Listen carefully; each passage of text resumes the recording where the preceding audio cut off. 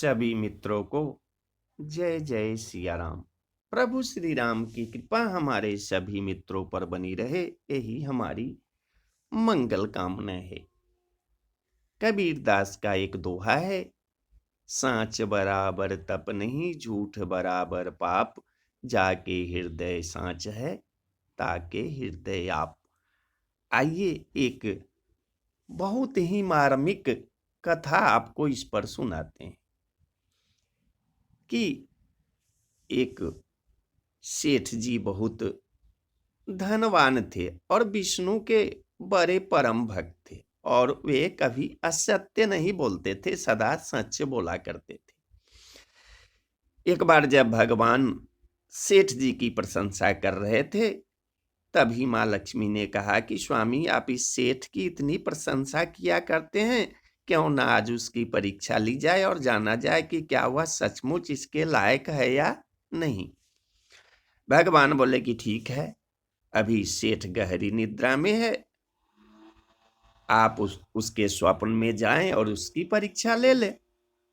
अगले ही क्षण सेठ जी को एक सपना आया।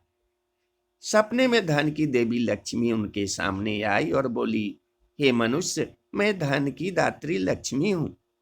सेठ जी को अपनी आंखों पर विश्वास नहीं हुआ और बोले, हे माता, आपने साक्षात अपने दर्शन देकर मेरा जीवन धन्य कर दिया। बताइए, मैं आपकी क्या सेवा कर सकता हूं।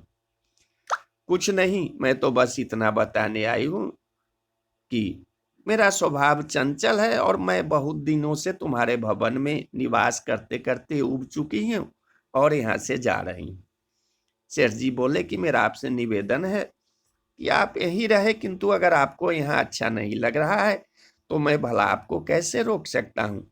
आप अपनी इच्छा अनुसार जहाँ चाहे जा सकती हैं। और माँ लक्ष्मी उसके घर से चली गई।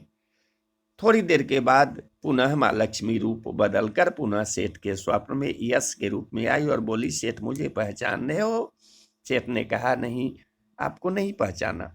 यश, मैं तू यश हूं, मैं ही तेरी कीर्ति और प्रसिद्धि का कारण हूं। लेकिन अब मैं तुम्हारे साथ यहाँ नहीं रहना चाहती, क्योंकि माँ लक्ष्मी यहाँ से चली गई है, इसलिए मेरा यहाँ कोई काम नहीं है। सेठ कहा कि ठीक है, यदि आप भी जाना चाहती हैं तो वही सही। सेठ जी अभी भी स्वप्न में ही थे और उन्होंने देखा कि वह दरिद्र हो गए हैं और धीरे धीरे उनके सारे रिश्तेदार और मित्र भी उनसे दूर हो गए हैं। यहाँ तक कि जो लोग उनका गुणगान किया करते थे वो भी अब बुराई करने लगे हैं।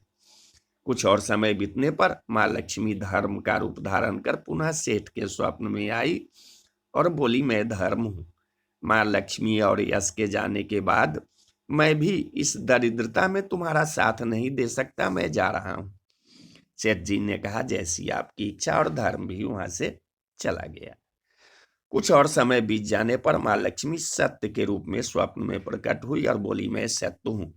लक्ष्मी, यश और धर्म के जाने के बाद अब मैं भी यहाँ से जाना चाहता हूँ। ऐसा सुन सेठ जी ने तुरंत सत्य के पांव पकड़ ली और बोले, हे महाराज, मैं आपको नहीं जाने दूंगा। भले ही सब मेरा साथ छोड़ दे, मुझे त्याग दे, पर आप ऐसा मत करिए। सत्य के बिना मैं एक क्षण नहीं रह सकता। यदि आप चले जाएंगे तो मैं तत्काल ही अपने प्राण त्याग दूंगा। लेकिन तुमने बाकी तीनों को तो बड़ी आसानी से जाने दिया, उन्हें क्यों नहीं रोका? सत्य ने प्रश्न किया। सेठ जी बोले, मेरे लिए तीनों बहुत महत्व रखते हैं, लेकिन उन तीनों के बिना भी मैं भगवान के नाम का जाप करते करते उद्देश्यपूर्ण जीवन जी सकता हूँ। परंतु परंतु यदि आप चले गए तो मेरे जीवन में झूठ प्रवेश कर जाएगा और मेरी वाणी अशुद्ध हो जाएगी।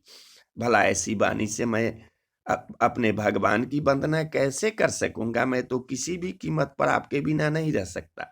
सेठ जी का उत्तर सुन सत्य प्रसन्न हो गया और उसने कहा, तुम्हारी अटूट भक्ति ने मुझे यहाँ रुकने पर विवश कर दिया है और अब मैं यहाँ से कभी नहीं जाऊंगा। ऐसा कहकर सत्य अंतर्धान हो गई। सेठ जी अभी निद्रा में थे। थोड़ी देर बाद स्वप्न में धर्म वापस आया और बोला, मैं अब तुम्हारे पास ही रहूंगा, क्योंकि जहाँ सत्य का निवास है, यहाँ सत्य का निवास है। सेठ जी ने प्रसन्नतापूर्वक धर्म का स्वागत किया।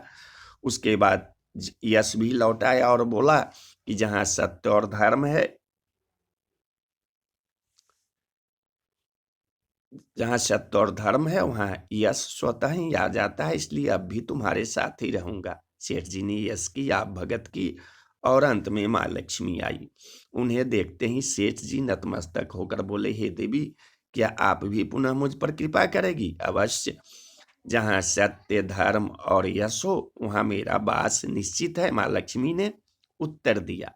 यह सुनते ही सेठ जी की नींद खुल गई। उन्हें यह सब स्वप्न लगा, पर वास्तविकता में वह एक कड़ी परीक्षा से उत्तीर्ण होकर निकले थे। तो दोस्तों, हमें भी हमेशा याद रखना चाहिए कि जहाँ सत्य का निवास होता है वहाँ यश, धर्म और लक्ष्मी का निवास स्वतः ही हो जाता है। सत्य है तो सिद्धि, प्रसिद्धि और समृद्धि है। तो बोलिए जय जय सिया राम, जय सिया राम।